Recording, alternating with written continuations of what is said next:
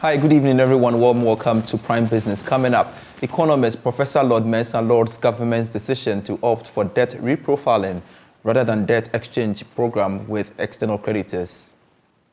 It means that Ghana should be ready for business. And a country that is ready for business doesn't go for debt cancellation. It means that you're not managing the economy. But I believe, for debt reprofiling, it's something that our investors will buy on the table.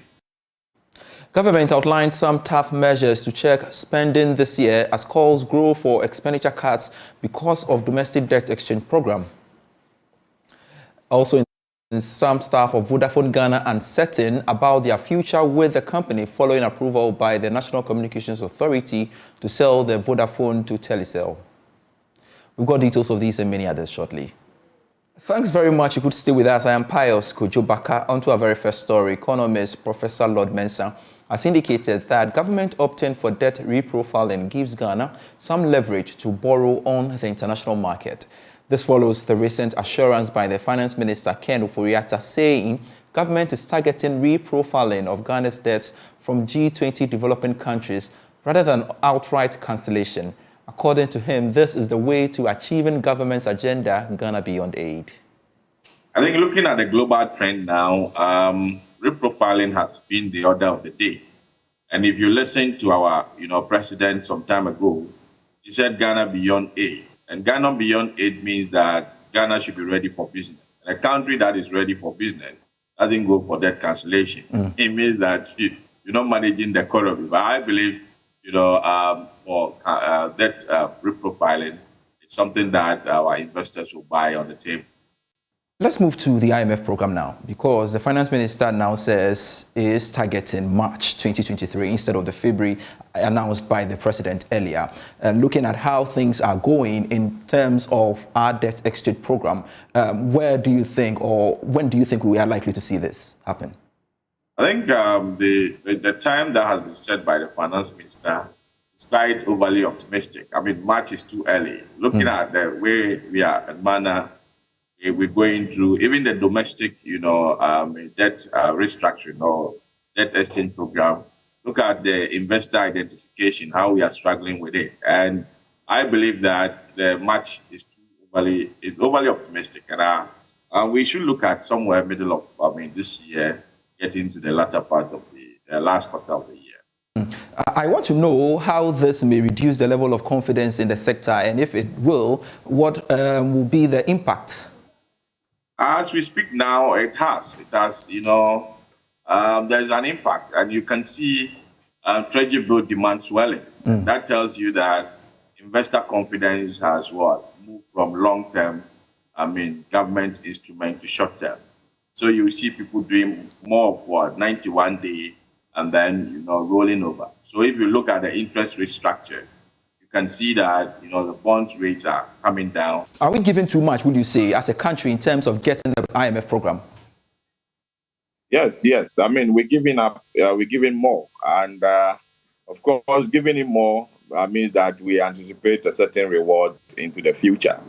And the reward is going to be to have that fiscal space and then also get an IMF inflow and then possibly look at the way we can stay fiscally, disciplined when we get this IMF program, as far as the conditions that they attach to their support is concerned.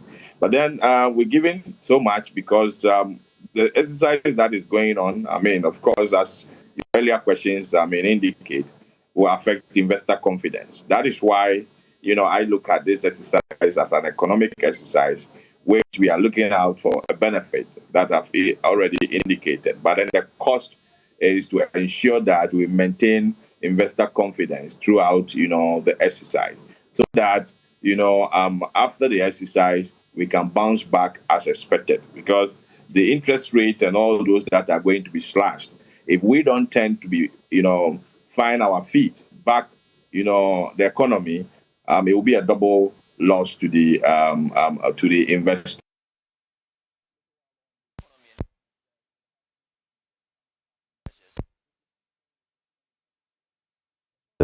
And how we then manage our ministries to make sure that there's no excessive expenditure. again, it comes back to some people trying to quantify these measures that you've already taken in the budget.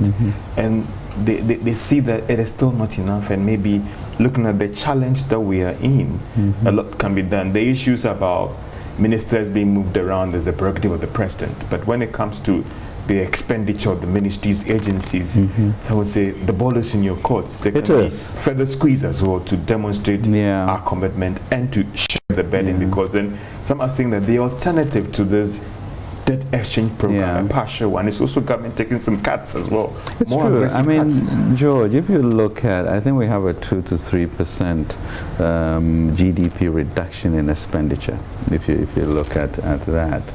And then, as I mentioned, expenditures are going to be based on commitment basis. So don't go ahead of yourself and, you know, transact certain expenditures. That will not even get through the give-me system. Because if your budget is not there, you can then post requests for that. So that we've now been able to integrate the HRMIS of GIVMIS, and that will help forestall ministers or officers, you know, giving contracts that really the budget can support, so that we get into these arrears and liabilities. And that's important, and we are going to insist on those things. So really, on our part, as a ministry, and the oversight that we are now putting in place, the type of letters that are already gone out, I think we're going to see a very, very different year for our management of fiscal rectitude. I get the austerity that is being championed, but look at your budget deficits as well and ask that they don't get that sense of austerity in government, because if you're going to spend more, about 60 or 61 billion, to be corrected, that sense of austerity is not being led by the government. Maybe the Ministry of Finance is doing it, but the government as an entity, the government as a company, I'm not feeling that. I mean, if you look at all of the MMDAs and the programs that we need to support, they are real livelihoods at the end of the day. This whole outcry that we hear from bondholders, it's because it's partly the issue of whether people are getting appropriate, decent wages and salaries for what they do.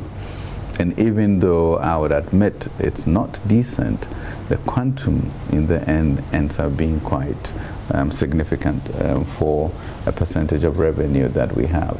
And that becomes an issue. So how much more can you cut? I mean, if you were to talk to any ministry, I mean, they will be tell you that they are bored at the goods and services that we have allocated to them this year as opposed to the previous year. And all of those things, you know, have seen quite a bit of cut. I'm expecting that with the exchange program, we'll hopefully then be able to reduce the expenditures in our interest charges, and that would really bring our deficit to controllable limits, because we need to still move towards the under 5% in the FRA. Can we cut more? Can we cut more? We will certainly look during the year to be able to adjust, you know, as we get the benefits of the debt program and see. But you can't have government coming to a halt, okay? That's important. Work must go on.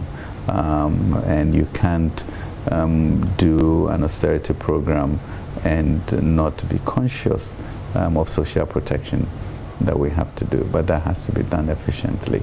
But certainly we have a team that is going to continue to be vigilant about what MMD is spent. Is there an alternative to this debt exchange program? What do we have? Essentially, if we look at, you know, globally, you can't have a situation where you are paying 20-25% interest on government issuance and believe that you can, you know, make progress with your macros. So we have to do something with the debt program. First, we have our fiscal adjustments, macro plans, structural changes. You then need a debt program to really get you off this 102% or 5% down to 55 over this landing zone of 2028. We have to get there to reduce that. And we sincerely apologize for that earlier technical hitch there, but the clip you just watched has to do with the finance minister saying that government has instituted some tough measures to strictly contain its expenditure this year. Well, the assurance is coming at a time that there has been growing calls for expenditure cuts to support government's domestic debt exchange program. And you heard the finance minister speak to my colleague George Riafe there. Now, some staff of Vodafone Ghana are unsure about their job security as the National Communications Authority approves conditional sale of majority shares of the company to Telecel. Some of the staff who spoke to Joy Business on conditions of anonymity hinted that although it is a welcome news to have a new phase of leadership in the company, the transition could negatively impact on their jobs.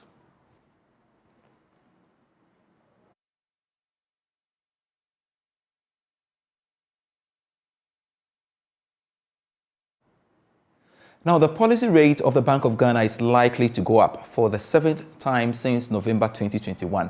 That's according to Bloomberg. Now, the Monetary Policy Committee of the Bank of Ghana is expected to start its meeting from next week, Tuesday. The following report has more.